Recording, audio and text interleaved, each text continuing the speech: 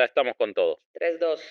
De Culiacán a Buenos Aires hay 8,300 kilómetros de distancia. A México y Argentina nos separan al menos 6 países. Ningún país europeo se interpone entre nosotros. Esta mexicana y ese argentino somos diferentes en un montón de cosas, pero hay algo que nos une durísimo. Las dos creemos que todo lo que sale de nuestra boca merece ser escuchado y tenemos razón y tú lo sabes. Por eso estamos aquí, para contarles de los héroes, las heroínas, los momentos, los villanos y los desagradables y la música popular a 8,000 kilómetros de distancia. Hola, ¿qué tal? Yo soy Carolina Hernández. Y yo soy Vasco y lamentablemente, Caro, como vamos a hablar en Hammer en un ratito, para los que vean esto en otra fecha, es el Hasta aquí mi reporte, el otro contenido que hacemos de noticias del día 11 de julio. Sí, lamentablemente hay países europeos que se interponen entre nosotros porque Francia se niega a soltar decenas de colonias que están entre nosotros.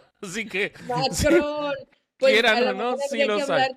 Con la esposa de Macron para que ponga orden ahí. Uy, la esposa de Macron, personaje extraño. Muchas gracias a los Patreons por no seducir alumnos de secundaria y después casarse cuando son presidentes, pero además por apoyarnos y venir acá y poder ver el contenido entero. Estuvimos hablando de viajes de gente muy blanca, casi viajes que le gustarían a Lady Racista. Estuvimos hablando en el Patreon. Así que lo pueden ir a ver cuando ven este episodio completo, sin cortes y con el pre-show, que además lo escuchan antes que cualquiera el contenido de 8M. Y hoy te digo, la persona que me toca a mí la quiero un montón, yo la quiero mucho, no la conocí en vida su música, pero la quiero mucho, así que estoy muy contento de hacer este episodio. Había mucha expectativa, ¿no? Creo que nos la habían mencionado varias veces. La mencionaron bastante y a mí en lo subjetivo me pasa algo con este personaje que es Gilda. Nosotros le decimos Gilda, en México les suelen decir Gilda, el mismo nombre. Porque resulta que cuando se hace el episodio de Herejes el podcast de los santos paganos argentinos, originalmente ese episodio tenía al Gauchito Gil, a la difunta Correa y a Gilda. Pero ¿qué pasa? Se hace todo el episodio y es el famoso episodio en el que Bobby no apretó rec. Entonces hicimos todo el episodio. Hicimos todo el episodio y no quedó grabado. Y cuando finalmente se vuelve a grabar, yo la saqué a Gilda. Solo conté Gauchito Gil y difunta Correa. Entonces siempre me quedé con ganas de hablar de ella. Así que estoy muy contento. Es como lo que contamos del viaje mío. Fíjate qué cosa tan particular. Si tú no sabes qué es, suscríbete a Patreon para que sepas de qué diablos estábamos hablando antes. Sí, totalmente. Oye, pues te toca empezar a ti con tu personaje favorito de la vida y del amor. Yo nada más quiero decirle a la gente que nos va a ver, no a la que nos va a escuchar, que muy probablemente me vean así hacer de repente cada rato. Les quiero mostrar por qué rápidamente, porque tenemos aquí un cachorrito. Sumó cachorro, la familia. Entonces está el cachorro aquí a un lado, así que no crean que no pongo atención, pero tengo que voltear antes de que se aviente al vacío. Pero vamos con Gilda. Vamos a empezar con Gilda. Bueno, el 7 de septiembre de 1996, una peregrinación de vehículos en caravana de músicos, productores y demás se detiene de golpe en la Ruta Nacional 12 en la Argentina. Una camioneta blanca con los rostros dormidos de músicos populares se estrella contra un camión. Entre los restos, una mujer delgada de pelo suelto y mirada serena queda inmortalizada para siempre en la memoria popular. Gilda, la reina de la cumbia romántica, se convierte en santa, en mito y en bandera. Pero antes de ser ídolo de los barrios, había sido madre, maestra, esposa y una mujer que rompió con todo para poder cantar. Y acá viene su historia. Yo les quiero decir, en lo personal, me encanta Gilda, es de esas músicas que cuando estás mal vos pones a Gilda y te pone de buen humor. No la conocí, no fue tan conocida, salvo para la gente muy metida en el tema de la cumbia. Y además yo en septiembre del 96, tenía 14 años. Entonces no la conocí a partir de la explosión que fue luego de su muerte, el éxito de Gilda. Y siempre le guardé muchísimo cariño, incluso cuando no me gustaba la cumbia. Me gustaban las canciones de Gilda, así que para mí esto es algo muy lindo. Miriam Alejandra Bianchi, porque así se llamaba, nació el 11 de octubre de 1961 en el barrio porteño de Villa Devoto, en el seno de una familia de clase media laburante. Su papá, Omar Bianchi, era administrativo en una empresa y su mamá, Natalia Dechtin, era una ama de casa de origen alemán. La infancia de Miriam transcurrió entre la escuela, las reuniones familiares, los cumpleaños y la música de Sandro, que su madre ponía insistentemente en la radio. Desde chica cantaba en los actos escolares y mostraba una sensibilidad especial para la música, aunque nadie en su entorno podía imaginar que eso fuera algo más que un pasatiempo. La tragedia marcó sus primeros años. A los 7 pierde a su padre de un infarto. Su mamá, muy devota del trabajo y del esfuerzo, sostiene a la familia sola, transmitiéndole a Miriam esa disciplina alemana tan férrea y un profundo sentido de la responsabilidad. Miriam, medio becada, es alumna del Instituto Don Bosco y más tarde cursa el profesorado de Educación Física en el Instituto San Martín, graduándose como maestra jardinera. Algo que podemos ver en sus modismos y en sus formas muy de maestra de kinder. Y aparte son las maestras que más cantan, así que podía darse ese lujo. Durante los 80 trabaja en jardines de infantes o kinders privados de la zona oeste del Gran Buenos Aires. Se casa muy joven con Raúl La Rosa y tiene 2 hijos, Fabricio y Mariel. Hasta ese momento su vida seguía el guión de la normalidad absoluta, pero había algo que no la dejaba en paz, el deseo de cantar. Esa vocación latente que había quedado sepultada bajo los mandatos de la maternidad y el deber comienza a abrirse paso. En secreto empieza a tomar clases de canto y en 1991 responde a un aviso clasificado que buscaba a una cantante para un grupo tropical, que es una forma en la que se le decía mucho a la cumbia en esa época. Tenía 29 años, 2 hijos y un matrimonio en permanente crisis. Pero esa locura se vuelve un punto de partida. Ese grupo original se llamaba La Barra y el líder era el tecladista Juan Carlos Totti Jiménez, quien muy prontito se iba a convertir no solo en el descubridor de Gilda, sino en su pareja sentimental. Jiménez reconoce en el primer ensayo el magnetismo especial que tenía Miriam. Le cambia el nombre, le propone otro nombre, que es el de Gilda, por la femme fatale de Rita Hayworth en esa película tan famosa, Gilda. La elección no era casual, se trataba de una mujer que usaba su poder de seducción no para someter, sino para afirmarse en un mundo de hombres. Entre paréntesis, si nunca vieron Gilda, es un peliculón. El desembarco entonces de ya la nacida Gilda en el universo de la cumbia de comienzos de los 90 es una cosa extraña. Era un género absolutamente dominado por hombres. Había algunas poquitas mujeres, pero cuando había mujeres tenían necesariamente que destacar una exuberancia física, mostrar el cuerpo básicamente, algo que con Gilda no ocurría. El éxito más grande era de hombres.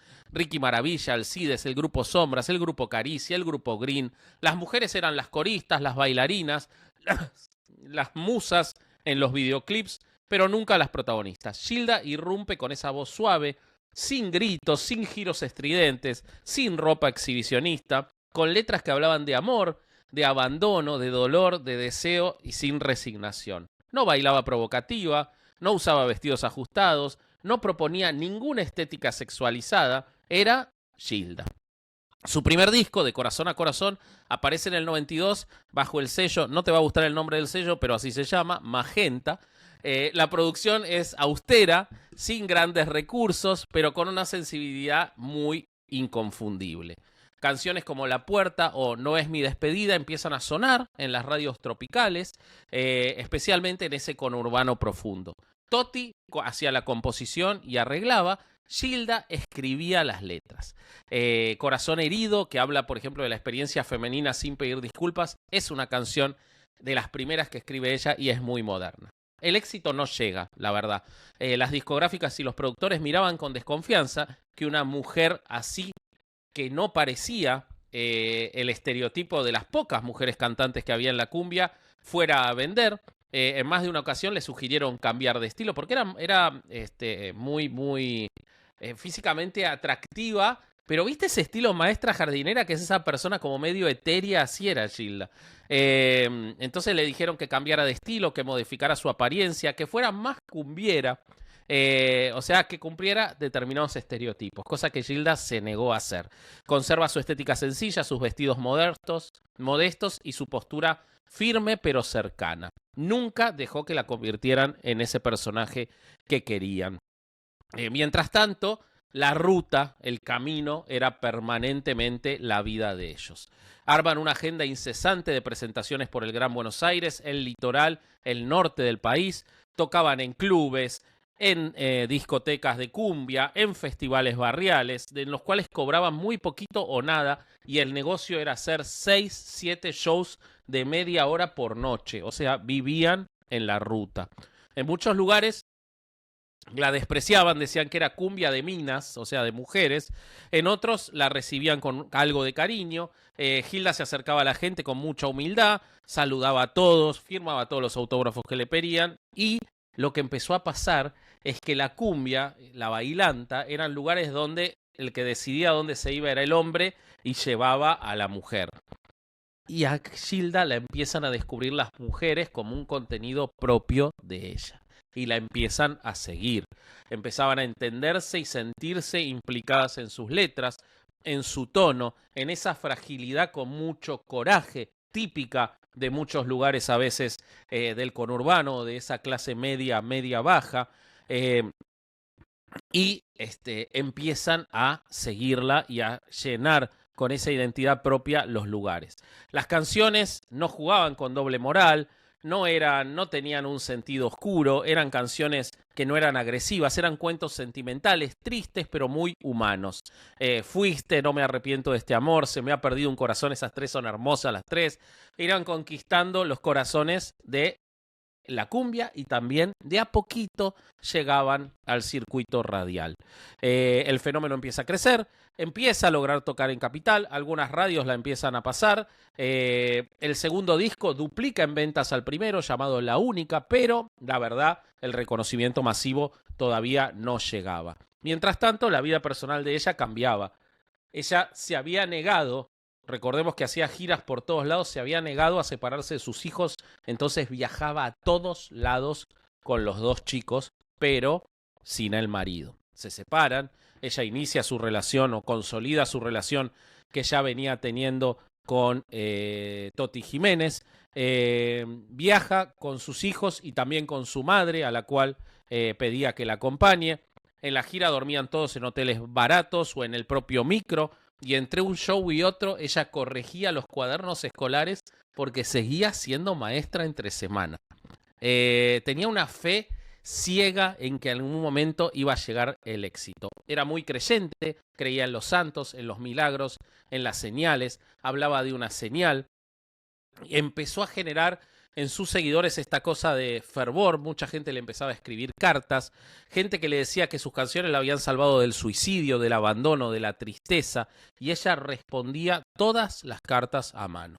El disco del 95, Pasito a Pasito, llega a tener un éxito nacional. El tema No me arrepiento de este amor suena en todas las radios, el público la empieza a conocer, el público que no es de la cumbia, aparece en los programas de televisión más famosos y se empieza a convertir en una suerte de reina de ese mundo de la cumbia. Pero estamos hablando del 95 y en el teaser empecé diciéndoles que esta historia de cierta manera se termina en 1996.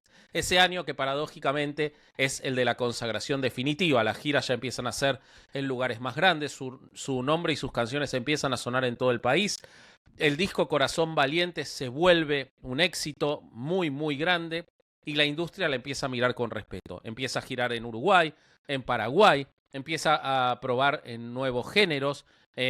Sus canciones y su mensaje llega a más gente y se empieza a transformar en una figura de identificación emocional ya no para cientos, sino para miles. Sin escándalos, sin romances mediáticos, sin ningún circo y con esa pureza y esa identidad muy propia. Cada vez había más shows, cada vez había shows más lejos y siempre era en esas camionetas y en esos colectivos. La logística muy precaria, no había managers poderosos, no había grandes contratos y eso se generaba ese choque entre tener mucho trabajo y hacerlo en condiciones muy precarias. En más de una entrevista, Gilda empieza a hablar de la muerte como si estuviera próxima, en un programa de televisión muy visto, en un diálogo que es célebre, dice: si algo me pasa, quiero que me recuerden con alegría, que mis canciones sigan sonando y que no lloren por mí. Esto no era una previsión, era cada vez más común que los músicos de cumbia y de la movida tropical chocaran y tuvieran accidentes por la cantidad de lugares en los que tocaban. De hecho, así murió, por ejemplo, el Potro Rodrigo años después, ¿no? En el 2000. Empieza a tener muchas ideas sobre esto, sobre la muerte, empieza a tener algunos miedos sobre los accidentes. Algunos testigos recuerdan que en los últimos días ella estaba más introspectiva. En sus shows le pedía a la gente que si le pasaba algo cuidara a sus hijos, que no dejara luchar por lo que amaban. Todo parecía como un testamento. Y este 6 de septiembre del 96 parte con su banda a la provincia de Entre Ríos. Tenían programados varios shows para celebrar el Día de la Primavera. El micro no era bueno ni estaba en buenas condiciones. Varios músicos ya se habían quejado en días anteriores de que en cualquier momento iba a haber un accidente, pero no había ni tiempo ni dinero para cambiarlo. Viajaban cansados, viajaban a trabajar. En la Ruta Nacional 12, a la altura de Villa Paranacito, un camión se cruza de carril, choca de frente con la combi de la banda y en ella mueren 7 personas. Gilda, su madre Natalia, su hija Mariel de 11 años, 3 músicos y el chofer. Tenía 34 años. Y ahí, paradójicamente, explota el fenómeno Gilda y aparece Santa Gilda. La noticia conmueve al país. No solo era la muerte de una cantante querida, era la tragedia de una mujer que había empezado de nada, que había luchado contra todo y que cuando llegaba a la cima, lo perdía. En los barrios humildes, en las cumbias, la gente lloraba como si hubiera perdido a una hermana, una prima, una madre. El funeral fue masivo. Miles de personas caminaron bajo la lluvia hasta el cementerio de la Chacarita. De pronto Gilda se había transformado en algo más que una estrella popular.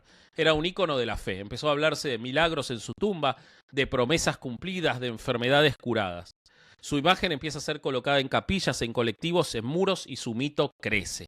Esto no es un final, sino un comienzo de algo más. A las pocas semanas del accidente se empiezan a crear los altares improvisados donde ella había tenido el accidente. No son impulsados por nadie. La gente empieza a llegar y a dejar fotos, estampitas, pequeñas construcciones.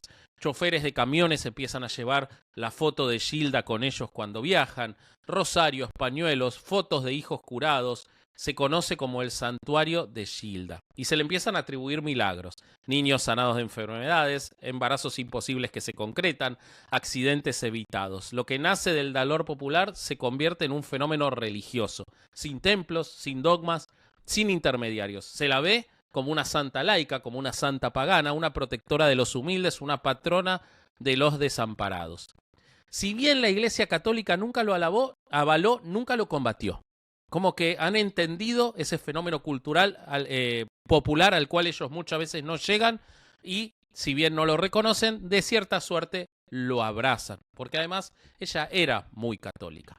En el 97 se dicta el disco póstumo No es mi despedida, con grabaciones inéditas y se vuelve un éxito gigantesco, el disco más vendido hasta ese momento de la cumbia cantada por una mujer. Las peregrinaciones del 7 de septiembre se vuelven masivas. Nunca más desde ese día hasta hoy se deja de escuchar en todos lados la música de Gilda.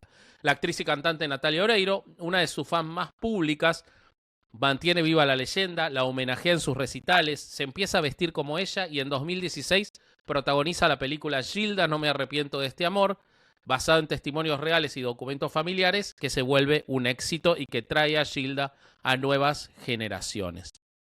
Incluso cruza las fronteras del fenómeno tropical. Bandas de rock, pop y folclore versionan sus temas. Fabiana Cantilo, Ataque 77, Fito Páez, Los Auténticos Decadentes, Lali Espósito, todos han cantado a Gilda, porque ella va más allá de sus canciones. Es un símbolo de resiliencia femenina, una mujer que no abandonó a sus hijos para seguir su vocación, sino que los llevó consigo, que se negó a disfrazarse para agradar, que no traicionó su voz, que habló del amor con ternura sin caer ni en lo cursi ni en lo grotesco, y que se impuso en un ambiente misógino para levantar el puño sin bajar la cabeza. Su tumba en la Chacarita y el santuario en Ruta 12 todo el tiempo tienen peregrinos, muchos dejan ofrendas con la leyenda Gracias Gilda, otros cantan en el lugar, y como toda santa popular tiene algo de leyenda y algo de verdad, porque lo de ella nunca fue una despedida, sino un abrazo a la eternidad. Y esa es Gilda. Grande, Gilda. Oye, mucha cosa en común, obviamente. Sí, me Y imagino, me pasa, imagino. sí, lo mismo de cómo les llega la fama un poco póstuma. Antes de la muerte había cierto reconocimiento en algunos sectores, en el caso de mi personaje, pero es después de que mueren cuando todo se lleva a otros niveles.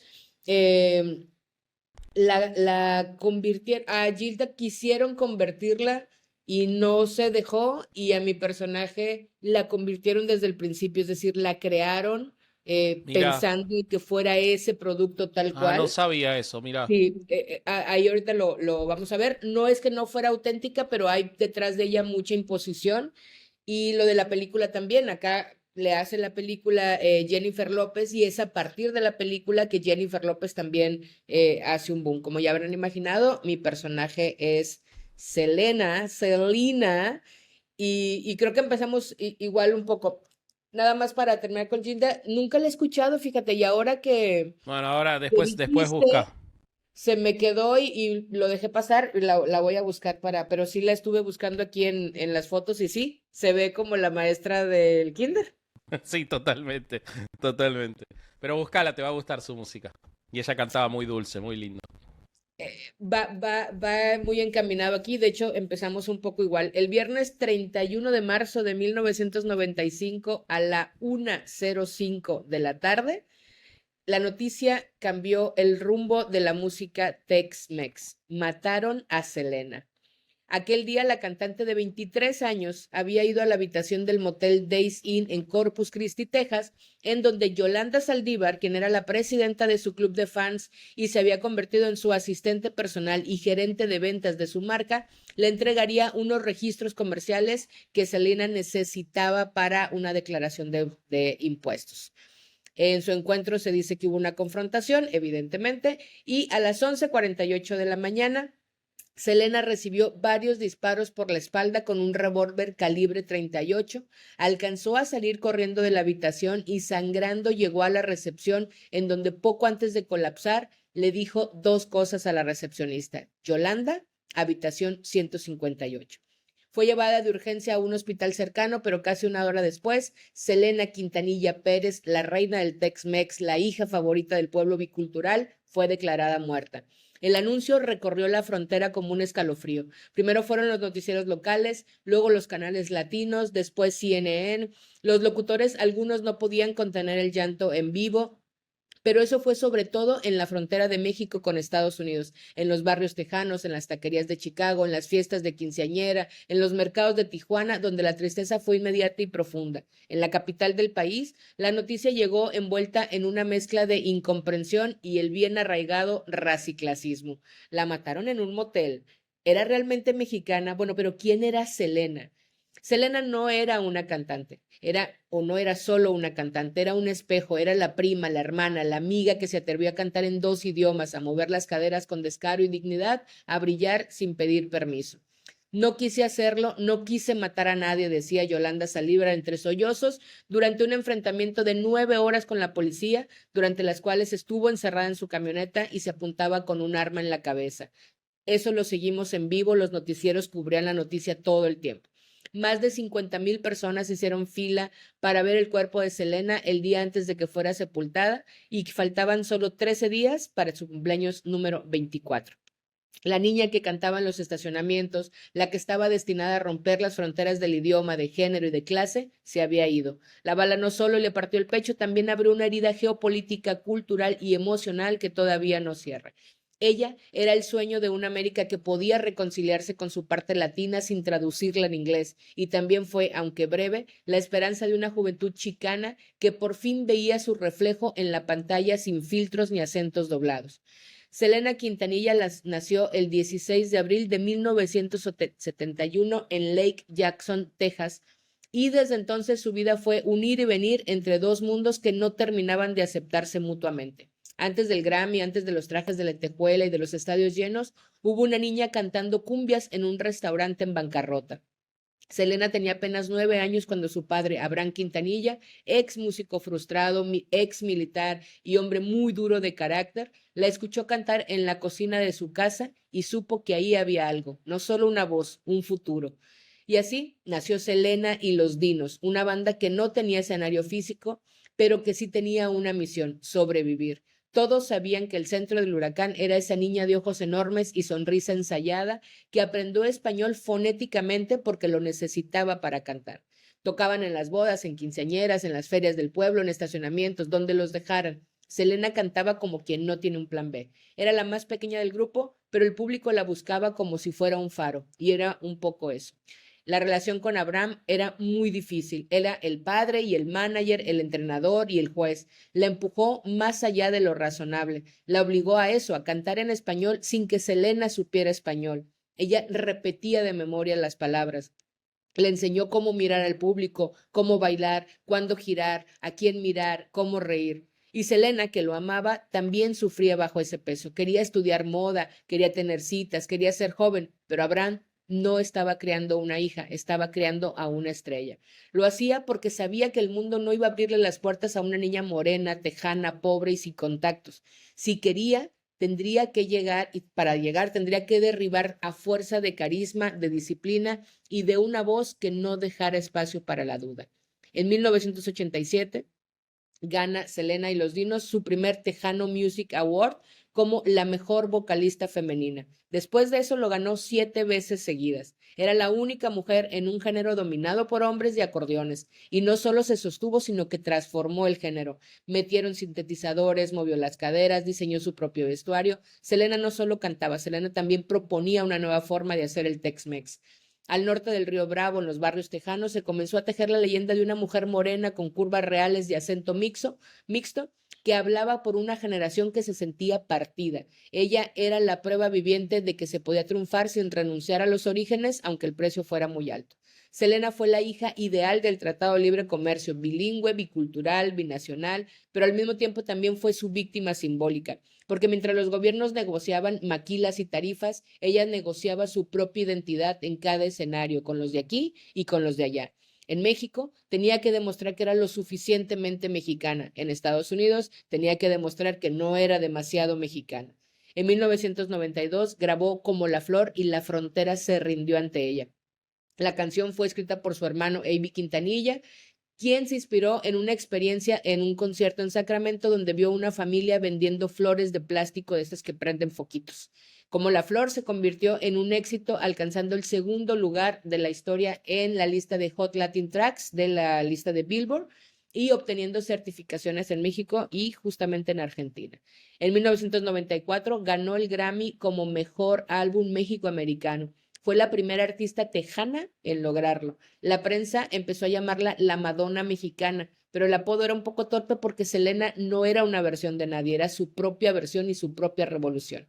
En México, el entonces presidente Ernesto Zedillo acababa de asumir el poder tras una elección turbulenta marcada por el asesinato de Colosio y la crisis del error de diciembre y la desconfianza generalizada hacia las instituciones. El país ardía un poco en la devaluación, la incertidumbre y la pobreza. Del otro lado, Estados Unidos comenzaba a mirar hacia el sur con ojos de negocios gracias al Telecán, pero sin dejar de criminalizar a los latinos. La comunidad chicana seguía siendo invisibilizada por Hollywood y por Washington. Y de pronto, la nieta de don Eulogio Quintanilla, originario de Monterrey, Nuevo León, estaba brillando. Estaba llenando estadios, estaba ganando Grammys, estaba apareciendo en portadas sin blanquearse la piel y sin cambiarse el nombre.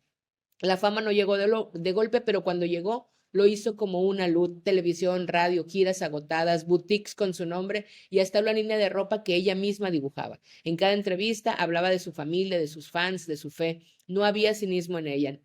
Había creído muy fuertemente en lo que hacía y lo hacía genuinamente por amor, aunque también había mucha tensión, insisto, por su padre.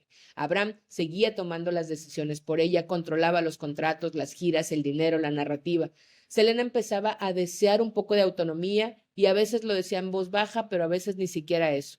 Sin embargo, nunca se reveló del todo. La fama que construyó siempre fue compartida, era familiar, era tejida a tres manos. Abraham, A.B. Quintanilla, su hermano, que también era productor, Suzette, que era su hermana y su baterista. La fama no la distanció de ellos, al contrario, cada paso que daba miraba hacia atrás para asegurarse que todos vinieran junto con ella. Y entonces, justo cuando el crossover del mercado anglo estaba a punto de concretarse, cuando por fin estaba por grabar su primer disco en inglés, cuando tenía todo y apenas lo comenzaba a saborear, pasó lo impensable. La fama no la protegió, la hizo más vulnerable porque quien la mató no fue un enemigo, sino alguien que decía quererla, alguien que estaba allí en la burbuja de confianza que construyó desde la infancia, alguien a quien le debía todo, o sea, quien le debía todo a Selena.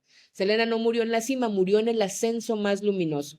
En vida, México la miraba con cierto recelo, era como Pocha, era como esta gringa que canta cumbias, nunca fue invitada a grandes festivales ni a premiaciones importantes, era en términos culturales una extranjera. Participó de manera aislada en algunas telenovelas, en Dos mujeres y un camino con Laura León, pero siempre como la chicana, la gringa que cantaba cumbias. Tuvo que morir para que el país la abrazara. El 31 de marzo de 1965, su muerte fue más noticia que su vida.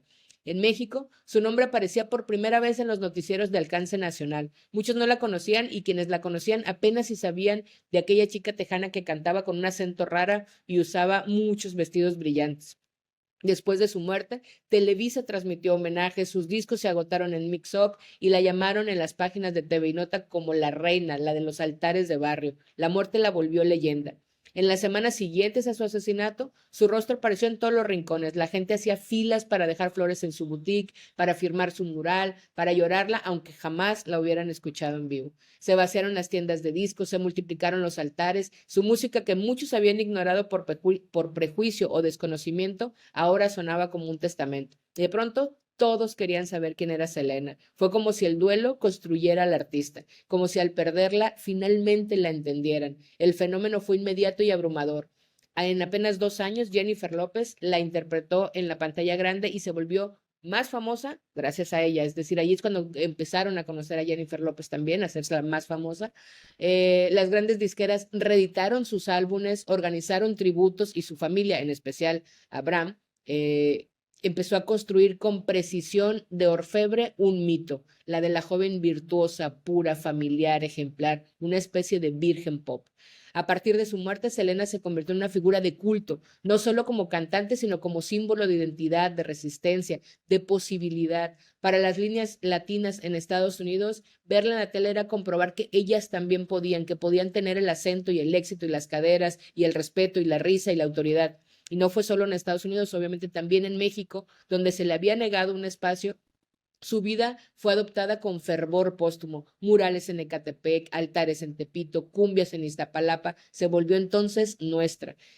Con los años, Selena dejó de ser solo una cantante y se convirtió como en un código cultural, en una presencia, en un ícono queer, en la inspiración estética para diseñadores, para drags, para activistas, para artistas latinas. Su imagen está tatuada en espaldas, estampadas en camiseta, bordadas en chaquetas de mezclilla y dibujada en cuadernos escolares. Dicen que si Selena hubiera vivido, habría sido la Beyoncé latina. Quizá, pero Selena fue hija de un sueño tejano y de un país que no la entendió hasta muy tarde. Fue hermana de quienes aprendieron a vivir entre dos lenguas. Fue madre simbólica de todas las que llegaron después, de Beyoncé, que la escuchaba de niña, pero de Cardi B, perdón, quien la admiraba, de Karol G, quien la honra, pero también de millones de mujeres que no cantan, pero que luchan por ocupar un espacio sin tener que blanquearse, callarse o reducirse. Selena fue el sonido de una identidad nueva, tejida en Spanglish, de barrio, con lentejuela y con ternura, pero no se fue del todo, no mientras siga sonando una cumbia en una fiesta familiar, no mientras un adolescente en el sur de Texas practique sus pasos frente al espejo, no mientras haya quienes vivan entre dos culturas y crean, como ella creyó, que no hay que elegir una sola. Al final no fue el crossover en inglés lo que la hizo eterna, fue la ternura con la que la miraban y con la que ella miraba al público, fue la dignidad de su deseo. En 2025, Selena Quintanilla es escuchada cada mes, por 8.5 millones de personas. La audiencia mayor de 25 años se disparó 80% en los últimos 5 años y está en 170,000 listas de reproducción de Spotify. Hoy, más de 30 años después de su partida, Selena se escucha mucho más de lo que se escuchó en vida. Netflix ya produjo también una serie sobre su vida, MAC lanzó una línea de maquillaje con su nombre, las universidades imparten cursos sobre su legado, hay bibliotecas que llevan su rostro y cada 16 de abril, que es su cumpleaños, se celebran vigilias, conciertos y homenajes en al menos 3 países. Pero más allá del mercado y la nostalgia, su verdadera vigencia está en las voces que la invocan, en niñas chicanas que la ven como un modelo, en mujeres latinas que la consideran una pionera y en este abrazo bilingüe imposible de traducir porque ella era el idioma. Ahora, cada 31 de marzo, quien enciende una vela, pone un disco o canta bajito, es porque Selena sigue viviendo en esa zona limital en donde habita lo que perdimos antes de tiempo, como la flor, con tanto amor. Esa fue Selena Quintanilla.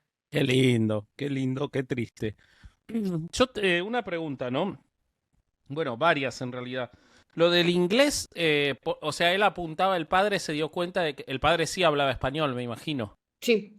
Y el padre apuntaba a que el éxito fuera con los latinos, con los chicanos. Latino, sí, Claro, al público ok. chicano sobre todo, claro, porque Al público chicano.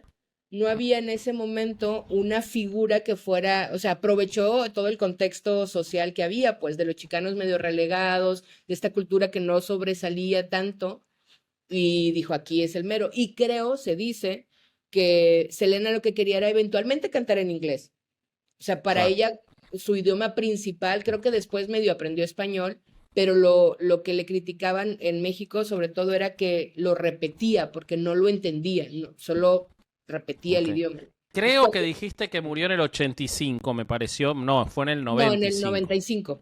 Sí, sí. ¿Cómo fue lo de Yolanda? ¿De dónde sale? Porque yo sé que era del club de fans y vos lo dijiste ahí, pero, o sea, la mujer esta logra pegársele a ella, o sea, se vuelve su amiga. ¿Cómo ocurre ese fenómeno? Porque es muy llamativo para mí.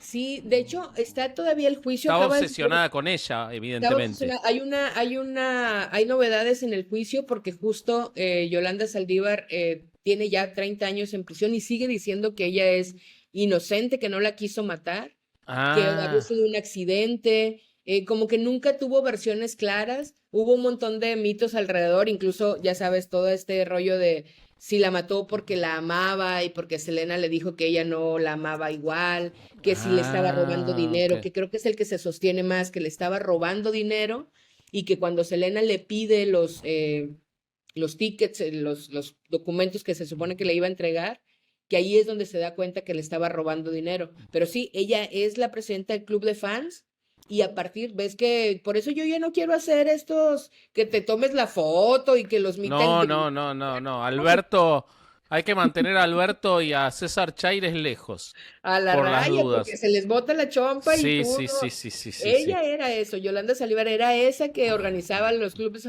de fans y los meet and greet y de repente pues empezó a acercar, la nombra su asistente personal y luego le da cierto poder en los negocios porque tenía las boutiques y Claro. tenía esta línea de maquillaje y yo creo que la versión más aceptada es que le empezó a robar. Pero hay algo interesante en eso, porque entonces ella a esos 23 años ya tenía una toma de decisiones muy fuerte, hacía lo había relegado al padre en un punto ahí ella Creo que ya. en los negocios, es decir, en la parte de los negocios, que era lo que quería hacer, ella se dice que quería ser diseñadora de modas, pues, ¿no? Sí, Que es lo que más le gustaba. Es como que ella empieza a hacer este rollo de sigo haciendo lo de la cantada, que es lo que el papá quería y para donde la estaba llevando profesionalmente.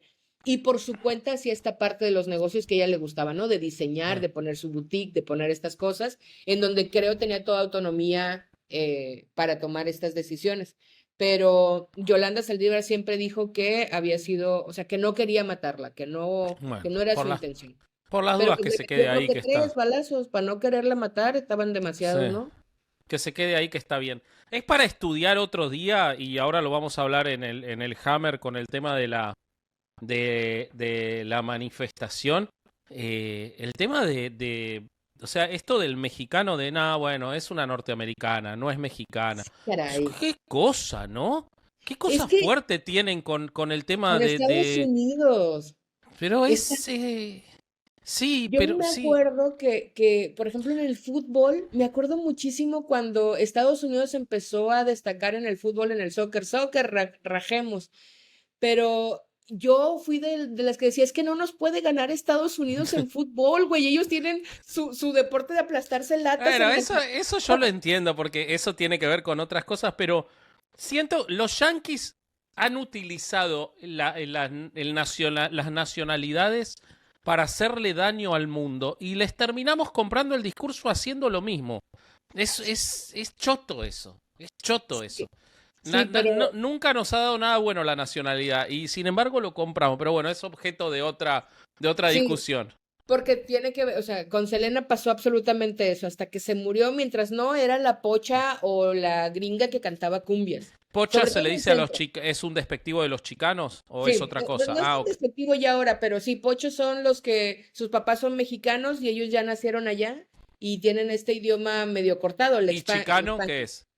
Los chicanos son los que ya son generaciones que nacieron allá, que están instalados allá, Ah, pero ok. ya ellos Ok. son, o sea, ya O sea, la creo, primera generación es pocho, digamos. La primera generación nacida allá es creo que pocho. sí. Igual estoy diciendo Bueno, no pendejadas. A importa. ver, aquí cortamos. Corríjanos en Sí, los correcto. comentarios o suscríbanse a Patreon y nos lo vienen a decir en la cara, Sí, en porque una estoy. grabación.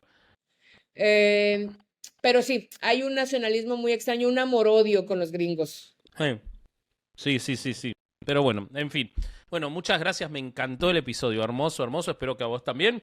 Espero que al público también. ¿Y qué querés anunciar, por favor, Solís? Oye, bueno, que vayan a escucharnos a todos lados ya, a todos lados ya, ya no les vamos a poner límites, no queremos ser estos dictadores que les dicen vayan a un lado o a otro, No. pero vayan a Spotify y también vayan al canal de Herejes el podcast para que suban las vistas porque los notamos un poco apagadones, a pesar Sí. de que hablé con mucho odio y amor al mismo tiempo de Frida Kahlo y de Octavio Paz. Vayan a ver esos episodios que Sí, nos quedaron mientras pendientes. mejores son los episodios, menos nos escuchan. No los entendemos, gente. No sé qué quieren que La hagamos. verdad, no sé qué quieren de nosotros, Sigan pero quejándose y van a estar Bobby y el Corsario haciendo esto. Y ahí se van a arrepentir, van a decir, sí, ah, exacto.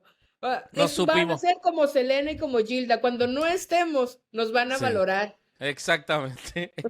Todo eso fuiste, pero perdiste, como decía Gilda. La Bueno, voy a escuchar ahorita a la Gilda. no, nos vemos, amigos, y dale la voz con la despedida.